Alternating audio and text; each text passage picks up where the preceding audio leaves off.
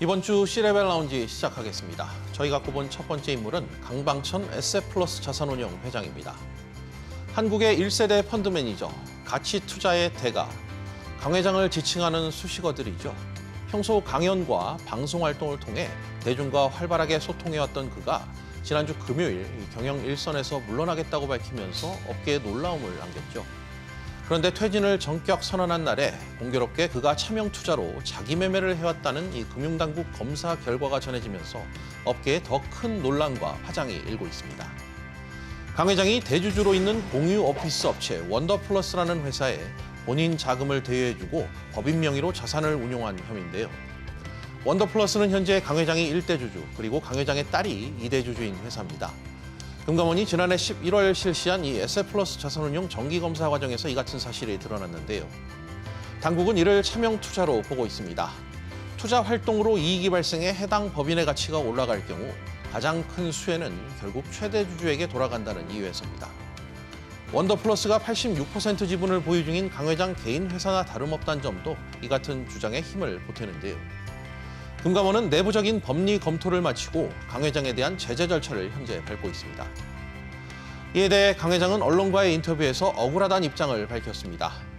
법인이 나한테 이자를 주면서 돈을 빌린 것이다. 법적으로 전혀 하자가 없다고 강조했고요. 또 받은 이자에 대해서는 국세청에 세금도 냈다고 했습니다. 아울러 강 회장은 만약 자기 매매를 통해 이익을 내려고 했다면 사모펀드를 만들어 직접 운용하는 게 100번 낫다고 밝히며 항변하기도 했습니다. 강 회장은 이에 그치지 않고 국내 1위 로펌 김앤장을 선임하며 법적 대응을 예고했는데요. 금융투자업계에서는 최근 존 리 메리츠 운용 대표에 이어 강 회장까지 불미스러운 일에 얽히게 되자 안타깝다는 반응입니다. 그러면서도 강 회장의 은퇴 발표와 이 금감원 검사 결과가 묘하게 맞물리면서 두 사안을 분리해보기 어렵다며 이 추이를 좀 더 지켜봐야 한다는 목소리도 나옵니다. 금감원과 강 회장의 입장이 팽팽히 맞서면서 이 당국의 제재 여부와 관계없이 법적 공방으로 불거질 조짐도 일고 있는데요. 그러나 결과가 어떤 식으로 나오든 그가 30년 넘게 쌓아올린 명성이 이번 차명 투자 논란으로 흠집이 난 것은 분명하다는 게 업계의 평입니다.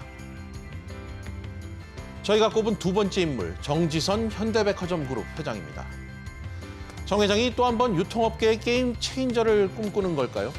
정 회장이 그룹의 오프라인 영토를 넓힐 새로운 거점으로 호남을 콕 집었습니다. 복합 쇼핑몰의 불모지로 불리는 이 호남에 출사표를 던지며 유통가의 화제를 모았는데요. 얼마 전 그룹 차원에서 광주 복합 쇼핑몰 유치를 공식화하고 지자체와 관련 협의를 진행하고 있다고 밝혔기 때문입니다. 해당 지역은 광주시 북구 일대 옛 전남방직, 일신방직 공장 부지인데요.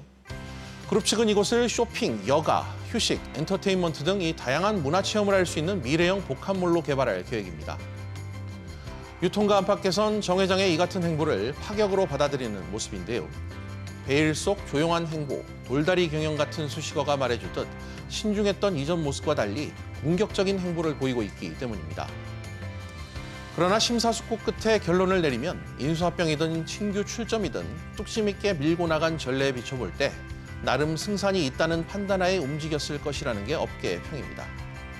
현대백화점 그룹의 선전포고에 신세계와 롯데도 잇따라 출점 계획을 밝히며 정 회장이 유통 경쟁을 주도하는 분위기인데요. 일각에서는 윤석열 대통령의 대선 후보 시절 이 광주 복합 쇼핑몰 추진 공약과 연관된 움직임이 아니냐는 관측도 제기합니다.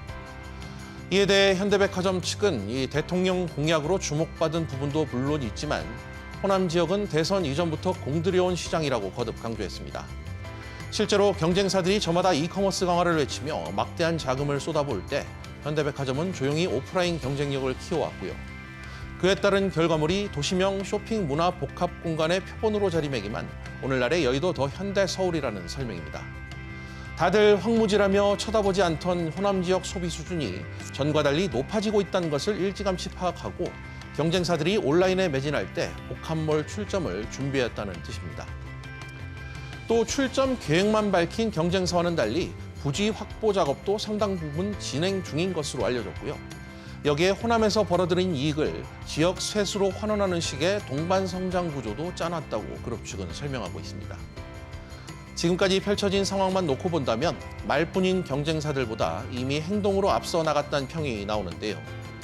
정 회장이 더 현대 서울의 성공을 발판 삼아 광주에서 오프라인 유통의 새로운 역사를 또 한 번 쓸 수 있을까요?